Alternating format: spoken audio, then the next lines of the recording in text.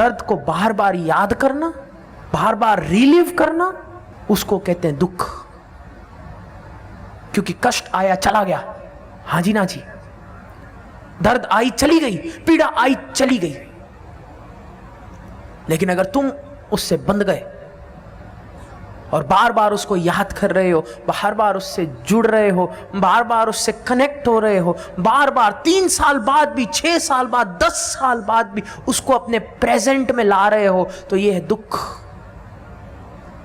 That is the difference between pain and suffering. Pain comes, goes away. Suffering optional. ये एक आदमी है जो पुराना वर्तमान में लाके अपने जीवन को जीता है, और दूसरा आदमी है जो कहता है कि मेरा भविष्य बहुत खूबसूरत है। सपना देखता है कि मेरा भविष्य खूबसूरत है, भविष्य में मैं स्वस्थ हूं, भविष्य में सफल हूं, भविष्य में शिवमय हूं, भविष्य में दिव्य हूं। तो क्यों ना मैं मेहनत करूं ताकि जो भविष्य में है वो वर्तमान में आ सके। इस बात को याद रखना, तुम जो कुछ भी करते हो केवल एक आदमी के लिए करते हो, और वो आदमी है तुम्हारा भविष्य स्वरूप। तुम आज पकोड़े खाते हो, मोटा कौन होता है? भविष्य स्वरूप। हाँ जी ना जी, आज कुछ प्रभाव नहीं पड़ेगा, प्रभाव पड़ेगा कल। बोलो, मानते हो? हाँ जी ना जी।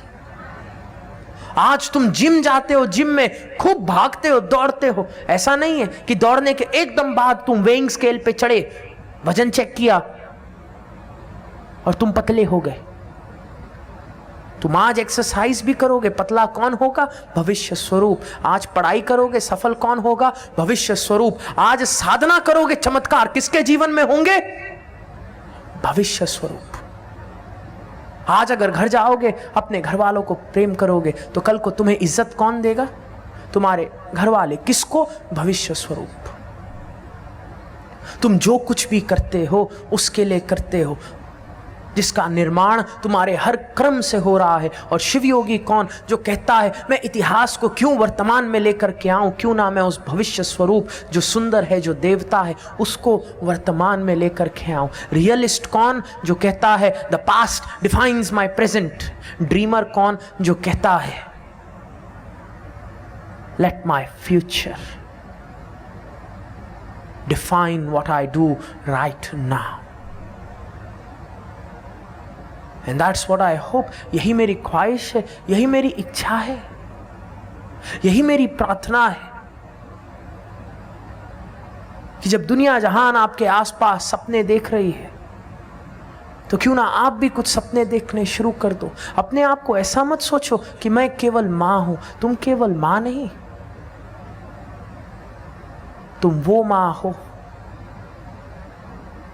जो अपने भीतर से शिवयोग की शक्ति प्रवाहित कर अपने बच्चों के जीवन को शिवमय कर देगी।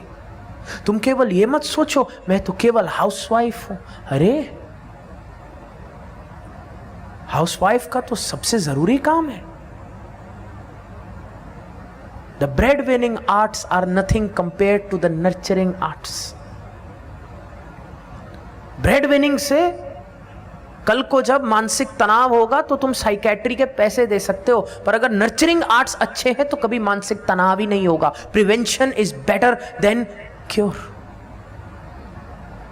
समझो इस बात को। Self respect. जब मेरा गुरु तीर मारता है, जहां वो तीर गिरता है वही निशाना, केवल इसलिए क्योंकि एक समय ऐसा आता है साधना के बाद कि तुम्हारा मन भी पारस पत्थर के समान हो जाता है। पारस पत्थर का मतलब जानते हो? हाँ जी ना जी। पारस पत्थर का मतलब वो पत्थर जो जिस भी धातु को छुएगा वो सोना बन जाएगा। पारस पत्थर को सोने की खोज में निकलने की जरूरत नहीं, पारस पत्थर को निशाने मारने की जरूरत नहीं। एक शिवयोगी पारस पत्थर के समान है। एक शिवयोगी भाव से चलता है। सब कुछ तेरा भाव रे। और यही मेरे गुरु ने भी मुझको सिखाया। Positive emotion over powers negative logic. In fact, all emotion overpowers logic. Now you decide. अब तुम्हें चुनना है कि क्या सकारात्मक भाव तर्क से जीतेगा या नकारात्मक। और इसलिए मैं बहुत प्रेम से धन्यवाद करता हूं अपने गुरु का, जिस गुरु ने मुझे सपना देखना सिखाया। अगर सपना देखूंगा तभी तो पूरा करूंगा। सपना ही तो विज्ञान का भी निर्माण करता है। सपना ही तो हर चीज जो तुम अपने आसपास देखते हो वो किसी ना किसी के भीतर से बाहर आई। और पहले हर विज्ञान केवल एक कविता थी। A romanticism that man thought towards the universe, projected and then finally manifested. Nobody has the right to take away your dream.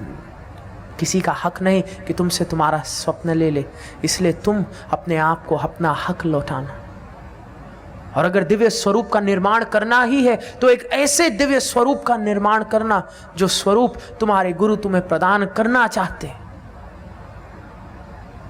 एक दिव्य स्वरूप जो स्वस्थ है, एक भविष्य स्वरूप जो स्वस्थ है, शिवमय है, सफल है, खुश है।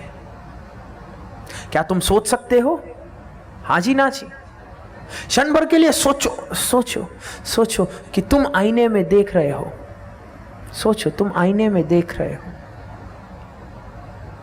और आईने में तुम्हें तुम नहीं दिखते, तुम्हारा भविष्य स्वरूप दिख रहा है। और भविष्य स्वरूप, मजे की बात, वैसा है, बिल्कुल वैसा है जैसा तुम्हारा आज कर्म है। और आज तो तुम्हारा कर्म बहुत अच्छा है, 100 मिनट की तुमने साधना की है। तुम सोचो, आज कर्म अच्छा है, अगर इसी प्रकार का कर्म चलता रहा तो भविष्य स्वरूप कैसा होगा। याद रखो, शिवयोगी कौन? जो भविष्य को वर्तमान में ले आए। अब छोड़ो इतिहास को, इधर लाना।